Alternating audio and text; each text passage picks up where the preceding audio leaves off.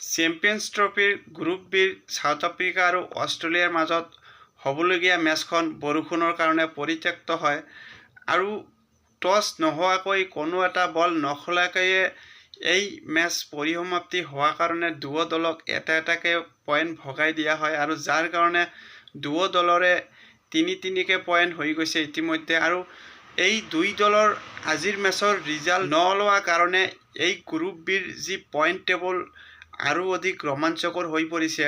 B গ্ৰুপৰ পৰা ছেমিফাইনেলত উপনীত হ'বৰ হ'লে এই দুয়ো দলৰে আগন্তুক মেচখন জয়লাভ কৰাটো অতিকৈ জৰুৰী হৈ পৰিছে। আনফালে ইংলেণ্ডৰ কাৰণে এই দুই দলৰ মেচত আজিৰ ৰিজাল্ট নোলোৱাকৈয়ে অতিকৈ হতাশাজনক, কিয়নো ইংলেণ্ড দলে নিজৰ দুয়োটা মেচেই জয়লাভ কৰিব লাগিব।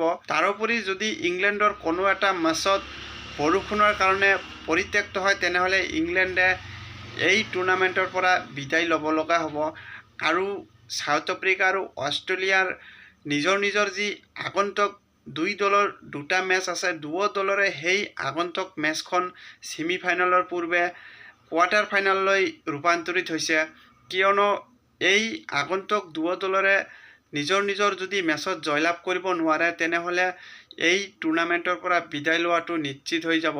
অষ্ট্ৰেলিয়াই এই টুৰ্ণামেণ্টত আগন্তুক মেচখনত আফগানিস্তানৰ বিৰুদ্ধে সন্মুখীন হ'ব আৰু যদি চান্স দেখা যায় তেনেহ'লে সাউথ আফ্ৰিকাতকৈ অষ্ট্ৰেলিয়াৰ সুযোগ বেছি আছে, কাৰণ আফগানিস্তান দলে বিগত কেইটা টুৰ্ণামেণ্টত ভাল প্ৰদৰ্শন কৰিছে যদিও অষ্ট্ৰেলিয়াৰ আগত ইমান সহজ নহ'ব যে অষ্ট্ৰেলিয়াৰ দৰে দলক বাৰে বাৰে পৰাস্ত কৰাটো। কিন্তু সাউথ আফ্ৰিকাৰ কাৰণে এই টুৰ্ণামেণ্ট কঠিন হ'বলৈ গৈ আছে, কিয়নো ইংলেণ্ডে যোৱা মেচখনত ৩৫০তকৈ অধিক ৰান কৰাৰ পিছতো অষ্ট্ৰেলিয়ান দলৰ হাতত পৰাজয় বৰণ কৰিছিল আৰু ইংলেণ্ডৰ কাৰণে দুয়োটা মেচেই যেন মাষ্ট উইন হৈ গৈছে। সেইকাৰণে ইংলেণ্ড দলে সাউথ আফ্ৰিকাক সহজতে নেৰে আৰু সাউথ আফ্ৰিকা আৰু ইংলেণ্ডৰ মাজত যি হ'বলগীয়া মেচখন আছে এই মেচখন সাউথ আফ্ৰিকাৰ কাৰণে কোৱাৰ্টাৰ ফাইনেললৈ ৰূপান্তৰিত হৈছে যদিও ইংলেণ্ডৰ কাৰণেও এই মেচখন মাষ্ট উইন মেচ হ'ব আৰু সেইকাৰণে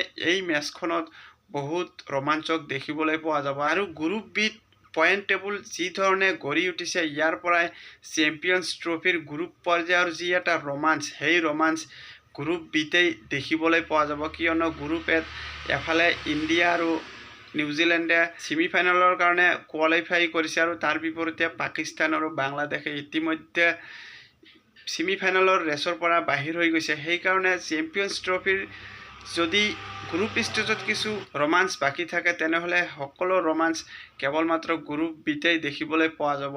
বিশেষকৈ অষ্ট্ৰেলিয়া আৰু সাউথ আফ্ৰিকাৰ কাৰণে ছেমিফাইনেলৰ পূৰ্বে এটা এটাকৈ মেচ বাকী আছে আৰু সেই দুয়ো দলৰ মেচ কোৱাৰ্টাৰ ফাইনেললৈ ৰূপান্তৰিত হৈছে আৰু ফেন্সসকলে পুনৰ এবাৰ ৰোমাঞ্চকৰ খেল দেখিবলৈ সাজু হৈ থাকক। তো বন্ধুসকল, আজিৰ যি সাউথ আফ্ৰিকা আৰু অষ্ট্ৰেলিয়াৰ মাজত মেচ আছিলে সেই মেচৰ খেল কোনো বল নেখেলাকৈয়ে পৰিসমাপ্তি হয়। তো এয়াই আছিলে আজিৰ আপডেট। ধন্যবাদ।